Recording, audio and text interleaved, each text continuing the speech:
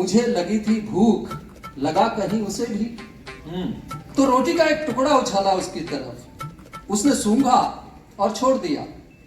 शायद पसंद नहीं आई रोटी, पर उसने तो डबल रोटी का टुकड़ा भी छोड़ दिया, बिस्कुट का भी, सेब का भी, और यहां तक के दूध भी। पेट भरा हो तो हर चीज छोड़ देता है जानवर। क्या कहने।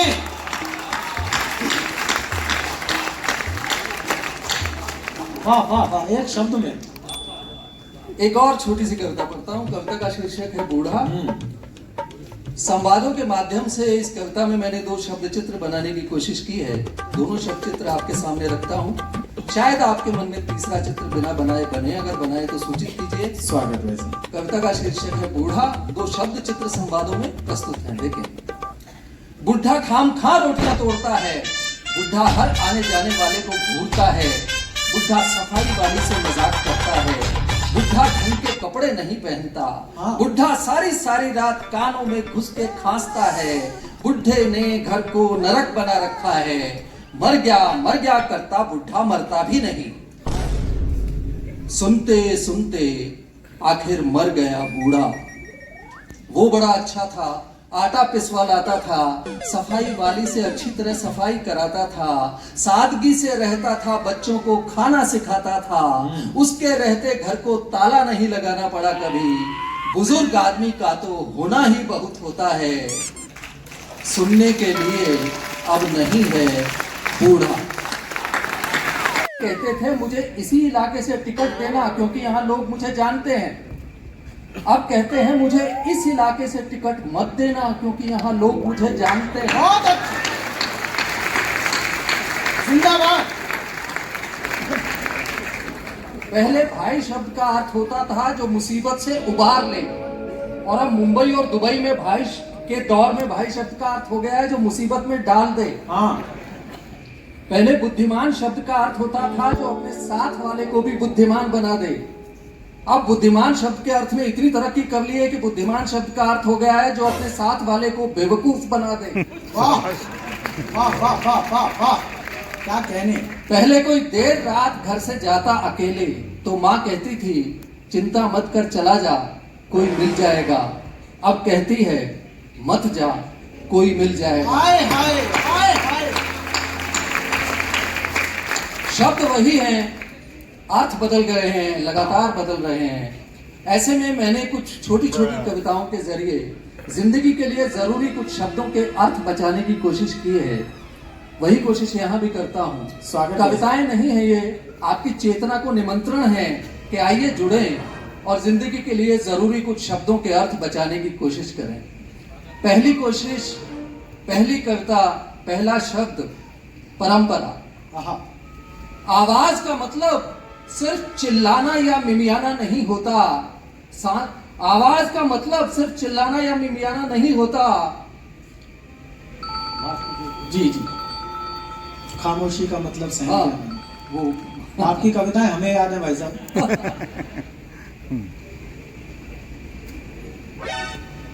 पीछे जो ऑडियो पर है थोड़ा इस माइक की आवाज बढ़ा दें। कविता की आवाज ऊंची होनी चाहिए। आवाज का मतलब सिर्फ चिल्लाना या मिमियाना नहीं होता। खामोशी का मतलब सिर्फ सहमत होना या सहम जाना नहीं होता। सांसों का मतलब सिर्फ शरीर को जिंदा रखना नहीं है। जीभ का मतलब सिर्फ गालियां देना और मिठाइयां चखना नहीं है। पाँव नहीं है सिर्फ मुलायम गलीचों पर बढ़ाने के लिए, और हाथ नहीं है चंद नपुंसक सुविधाओं में उलझ जाने के लिए। आवाज वो जो द्वार पे सहमे खड़े सुदामा ने सुनी थी। खामोशी वो जो तप करते हुए पार्वती ने बुनी थी। सांसें वो जो रावण से लोहा लेते जटायु ने ली थी। और जीभ वो जिसने शबरी के झूठे बेरों में सच्चाई चखी। जिंदाबाद जिंदाबाद भाई साहब, वाह वाह वाह। पाँव हरिश्चंद्र के अतिरिक्त में ये तो अतिरिक्त था।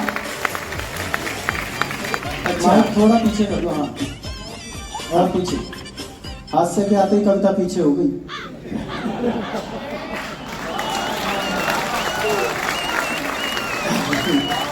हाँ बेटा। चलिए साहब, यहाँ बैठे हुए सभी मेहमानों को मैं गौरव शर्मा तहे दिल से प्रणाम करता हूँ, अभिवादन करता हूँ, स्वागत करता हूँ। मंच पर उपस्थित सभी अग्रज कवियों को प्रणाम करता हूँ। जो कुर्सियां खाली हो चुकी है उन्हें प्रणाम करता हूँ, क्योंकि हमारे देश में कुर्सियों के लिए इतनी मारामारी है कि देश की राजधानी में ये खाली कुर्सियां देखना बड़ा अच्छा लग रहा है। और जैसा कि मेरा परिचय दिया, मैं वन लाइनर कवि हूँ मित्रों। एक एक पंक्ति में आपको आनंद आएगा। बस 5-7 मिनट के लिए आपके बीच में हूँ। निवेदन आपसे केवल इतना है कि जहां भी अच्छा लगे अपने ठहाकों के साथ, अपनी तालियों के साथ मुझे बताते रहना। सबसे पहले तो यहाँ महिलाओं की संख्या बहुत अच्छी खासी है, मैं इन्हें प्रणाम करता हूँ। इस बात पे महिलाओं की तालियां होनी चाहिए। हाँ। इन्हें प्रणाम इसलिए कर रहा हूं क्योंकि घर में 300 चैनल होने के बावजूद एक साहित्यिक प्रोग्राम में इतनी बड़ी संख्या में महिलाएं आ जाए, बहुत बड़ी बात है। वाकई बहुत बड़ी बात है। वरना एक है हमारे देश में एकता कपूर,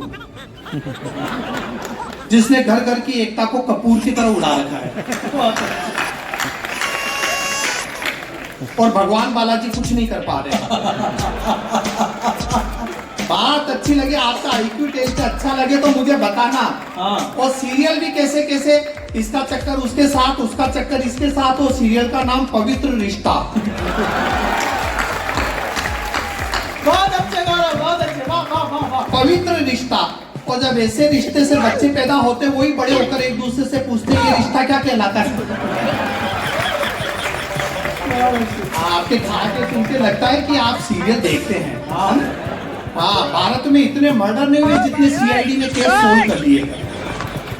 वो एसीपी प्रद्युमन हर एपिसोड में खूनी पकड़ लेता है, चाहे खून हुआ हो या ना हुआ। अच्छा, आप देखिए टीवी देखिए, टूथपेस्ट में नमक, नींबू और अब तो चारकोल भी आ गया है। टूथपेस्ट में चारकोल भी आ गया है। अब तो बस एल्कोहल भी आ जाए तो सुबह सुबह ब्रश करने का मजा आ जाए। आदमी टुन होने तक ब्रश करता रहे। ब्रश करते करते वॉश बेसिन पे गिर गया, समझो पेस्ट चढ़ गया। पेस्ट चढ़ गया। देखिए, मैं बता रहा हूँ आपको, मैं वन लाइनर कवि हूँ और मैं ऑब्जर्वेशन का कवि हूँ। अगर मेरे ऑब्जर्वेशन आप संभाल लोगे तो आपको आनंद आ जाएगा। मेरा पहला ऑब्जर्वेशन अच्छा लगे तो फिर पीछे तक तालियां चाहिए। मेरा पहला ऑब्जर्वेशन ये है कि हमारे देश में हर आदमी ईमानदार है, जब तक वो पकड़ा न जाए। पत्नी ने पति से कहा, सुनते हो, अपना धोबी बड़ा चोर है, उसने 2 टोले चुरा लिए। पति जब चिल्लाए, कौन से, होटल ताज वाले या ओबेरॉय वाले। ऑब्जर्वेशन, छोटी छोटी बातें। और आप लोग को दिल्ली के लोगों साथ, दिल्ली के लोगों की पूरे देश में नहीं पूरी दुनिया में खास पहचान है। वो दिल्ली में एक आदमी के घर लड़का हुआ, उसने उसका नाम रख दिया अमेरिका। अमेरिका, मैंने कहा ये क्या नाम रखा? बोला बस भैया इसी बहाने अमेरिका के बाप बने बैठे। कमाल के लोग होते, किसी की शादी में जाएंगे, उसी की मिठाई खाएंगे, लेकिन फेरों के टाइम बाजू वाले के कान में कहेंगे टिकेगी नहीं, टिकेगी नहीं। हंसी केवल बातचीत से पैदा होती है साहब।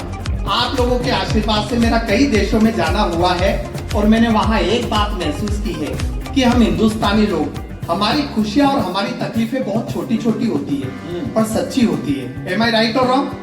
वो अंग्रेजी। तब तक आ जाइए सर जी। और बोलिए अंग्रेजी। ये दिल्ली है, अपनी कुर्सी कभी छोड़ के नहीं जानी चाहिए।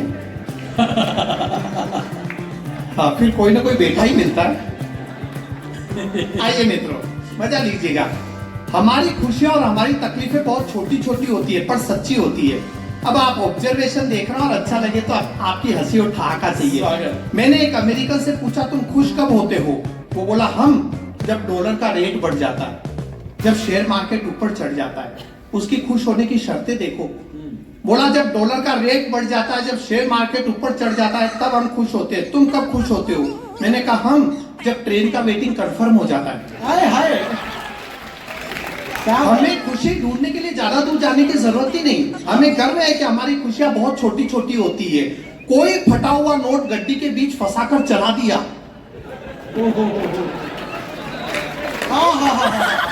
स्वर्ग का आनंद। हम ऐसे खुश जैसे मोदी जी ने अकाउंट में 15 लाख जमा करा दिया। और हम हिंदुस्तानी लोग किसी भी चीज में अपनी खुशी ढूंढ ही लेते हैं। वो एक आदमी खुशी से नाच रहा था, मैंने पूछा क्या हुआ? बोला पड़ोसी की 5 करोड़ की लॉटरी लगी है। मैंने कहा तू क्यों नाच रहा है? बोला साले का टिकट घूम गया। मजा लीजिएगा। फिर मैंने उस अमेरिकन से पूछा तुम्हें तकलीफ कब होती है? ध्यान से सुनिएगा, बातचीत उसी अमेरिकन से चल रही है। बातचीत में कविता है, कविता में बातचीत। फिर मैंने उस अमेरिकन से पूछा तुम्हें तकलीफ कब होती है? वो बोला हमें जब हम देखते हैं कि टोटल जीडीपी में हम चाइना से तो पीछे छूट ही गए। उसकी तकलीफ का लेवल देखो। बोला जब हम देखते हैं कि टोटल जीडीपी में हम चाइना से तो पीछे छूट ही गए तब बड़ी तकलीफ होती है। तुम्हें कब तकलीफ होती है? मैंने कहा हमें जब हम मोबाइल को चार्ज पर रखकर जाए और 2 घंटे बाद आकर देखे साला स्विच ऑन करना तो भूल ही गए। यह है असली तकलीफ, जब 2 घंटे बाद भी मोबाइल 10% ही मिले। क्या कर लेगी जीडीपी? और अब जो सीन मैं बता रहा हूं उसे आप सिर्फ विजुअलाइज कीजिएगा। फिर मैंने उस अमेरिकन से पूछा तुम प्रेशर में कब आते हो? वो बोला हम ईयर एंडिंग पर, जब मार्च का लास्ट वीक आ जाता है और टारगेट पूरा नहीं हो पाता है तब हम प्रेशर में आते हैं। तुम प्रेशर में कब आते हो? मैंने कहा हम पानी पूरी के ठेले पर, जब मुंह में एक पानी पूरी पहले से हो, दूसरी प्लेट में हो और तीसरी वो हाथ में लेकर हमारी ओर देख रहा हो।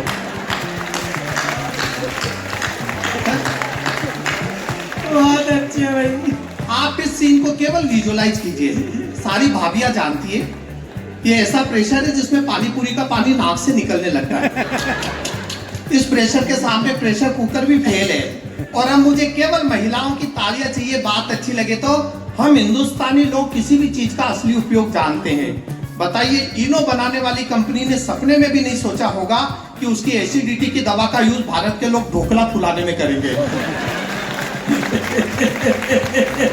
भाई बहुत अच्छे। ये सच है ना? आप बताइए इनो का ईगो कितना हर्ट हुआ होगा जब उसे पता चला होगा उसके इंटरनेशनल ब्रांड से हम केक को ढोकले फुला रहे हैं। अच्छा ये गूढ़ रहस्य भी केवल हम ही जानते हैं। पहले भटूरा फुलाने के लिए उसमें इनो डालो, फिर भटूरे से फुला हुआ पेट पिचकाने के लिए इनो पियो।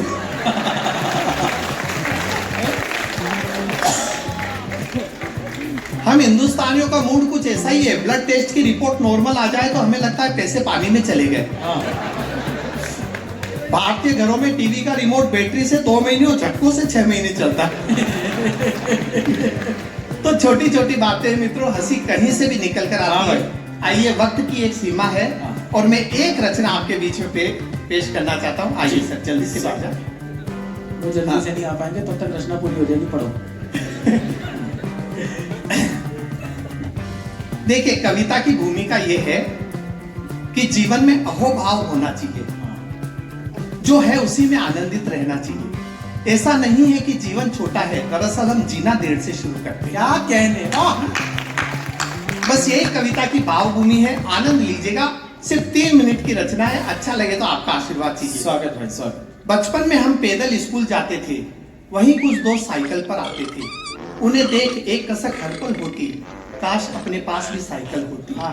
मन मचल मचल कर अधूरी इच्छा की माला जपता रहा। बचपन साइकिल की आस लिए इन 2 पैरों से नपता रहा। मन मचल मचल कर अधूरी इच्छा की माला जपता रहा। बचपन साइकिल की आस लिए इन 2 पैरों से नपता रहा। और एक दिन बचपन विदा होते होते कही गया, बेटा पैदल और साइकिल का अंतर रही गया। क्या कहने। और एक दिन बचपन विदा होते होते कही गया, बेटा पैदल और साइकिल का अंतर रही गया। और आखिर एक दिन मन की बगिया खिली, 10वीं पास करने पर साइकिल मिली। अब हम थसक से साइकिल पर कॉलेज जाने लगे तो देखा वही दोस्त अब बाइक पर आने लगे। बहुत अच्छे भाई वाह। अब हम थसक से साइकिल पर कॉलेज जाने लगे तो देखा वही दोस्त अब बाइक पर आने लगे। अब वो अपनी बाइक के साथ घर घर आते और हम अपनी साइकिल के साथ शर्माते। कॉलेज के साल पर साल जाते रहे, हम हसरत से बाइक को देख साइकिल चलाते रहे। डिग्री हाथ में रखते हुए कॉलेज गई गया, साइकिल और बाइक का अंतर रही गया। वाह वाह। डिग्री हाथ में रखते हुए कॉलेज गई गया, साइकिल और बाइक का अंतर रही गया। और ये चिर प्रतीक्षा भी आखिरकार फली। ग्रेजुएशन करने के बाद बाइक मिली।